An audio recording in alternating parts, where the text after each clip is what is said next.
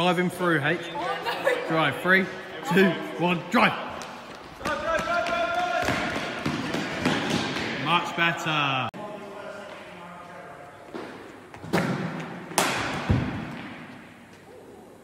Trying to bowl wide and then bring it straight back into him. And we're going to see if his head gets over the ball or he stays behind.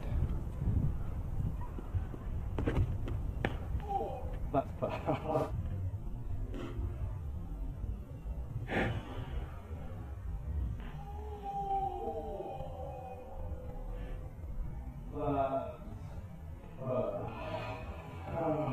Yeah, better than the old camcorder. That is the money shot. These are the real signs of cricket.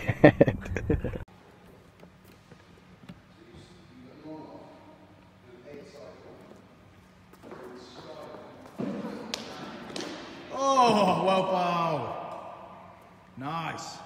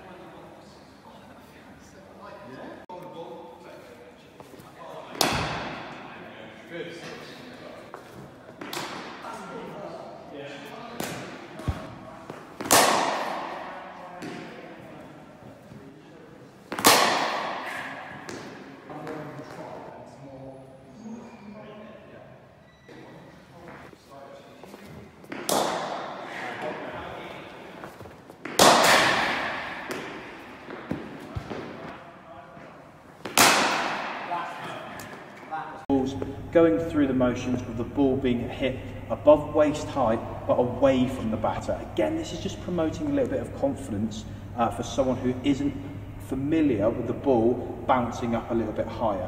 I always tend to hit just outside the body line so they can either cut, so the batters can cut, or pull the ball, and again have that freedom of hitting the ball without being scared of that ball hitting them.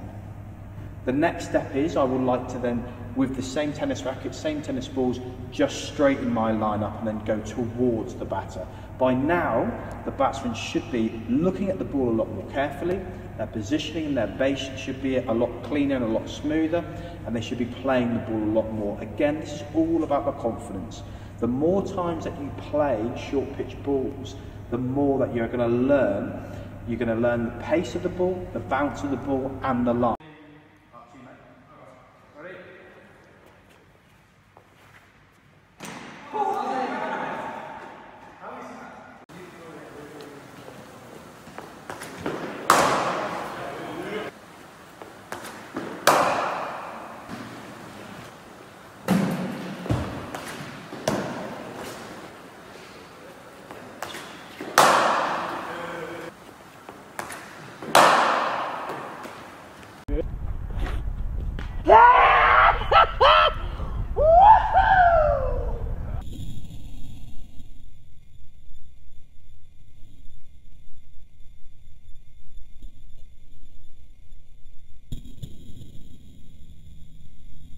First thing that people will say will be the likes of the Chanderpauls or the Steve Smiths of the world, who have huge trigger movements. But if you actually look at it in slow motion, the repetitiveness, the movement is on point every single time. A lot of players tend to have a trigger movement going across the stumps.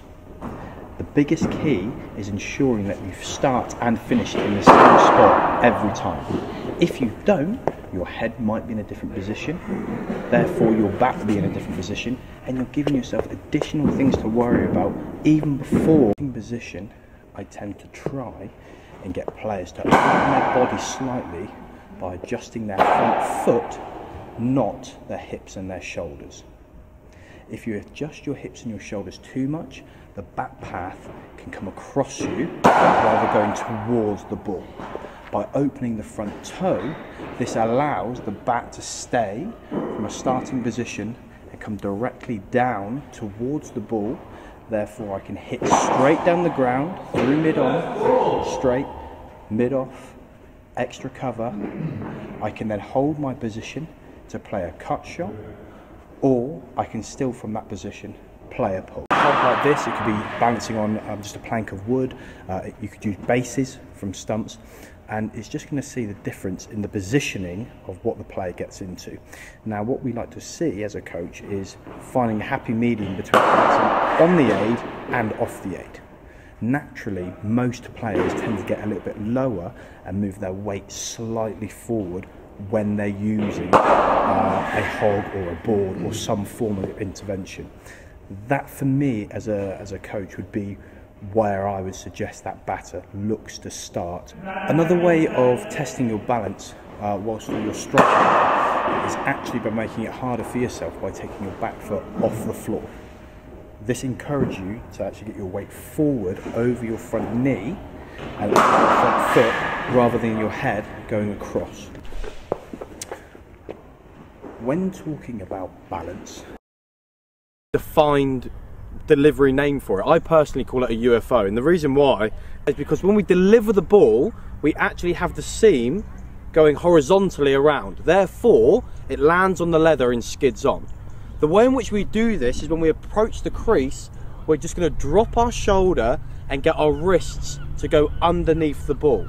So a normal delivery, 45 degrees, top spinner over the top. Now this time, we're going to break our wrist and we're going to release it so it spins horizontally. Hits the shiny side or the rough side of the ball, so the leather kicks on, and it actually traditionally stays a bit lower. So a lot of people think you've bowled the ball quicker. There is no change to your grip, there's no change to your action. It is just the angle of which you're releasing the ball with both your shoulder and your wrist.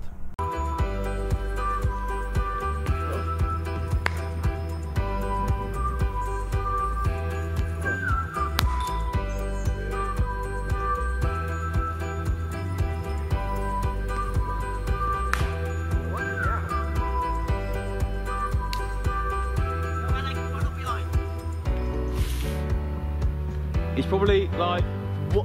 That square leg is probably there. Yeah. I reckon that could be a goner. Definitely a shot. The half track wonderful.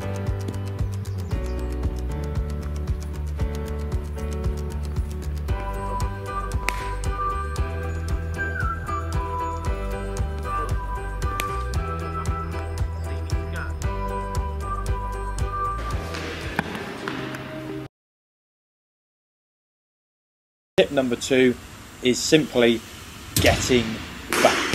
Now, I don't see enough players utilising this form of playing spin. Even if the pitch isn't as true, you can still get back in your crease as long as you're watching it very carefully. When I say get back, I really do mean getting all the way back. By doing so, it's going to give you additional time to play. You should be able to play in front of square, behind square, and it will put a spinner's length off. Realistically though, this cannot be achieved if we're hanging around on the crease, just pushing on the way back. If you look at this movement, I'm going to go right in slow motion. Although I've got my forward press, when I move back, I'm getting back to the crease, playing the ball under my eyes, head over it, and that way it's giving me additional time to actually play the ball. So, tip number 3, and we should be practicing all the time, advancing down the track. So when we look at advancing down the track or running down the track, the biggest thing that I teach is ensuring that our eyes are level and our head is nice and still. That way we can follow the ball and see it all the way and ensure we actually get to the pitch of the delivery. If we don't get to the pitch of the delivery, we can always back out of the shot and play the ball on its merit rather than giving our wicket away by trying to overhitting and losing shape. I always would suggest taking a larger first stride. That's going to allow us to then get into a position to hit from a solid base, and our contact point is over the ball.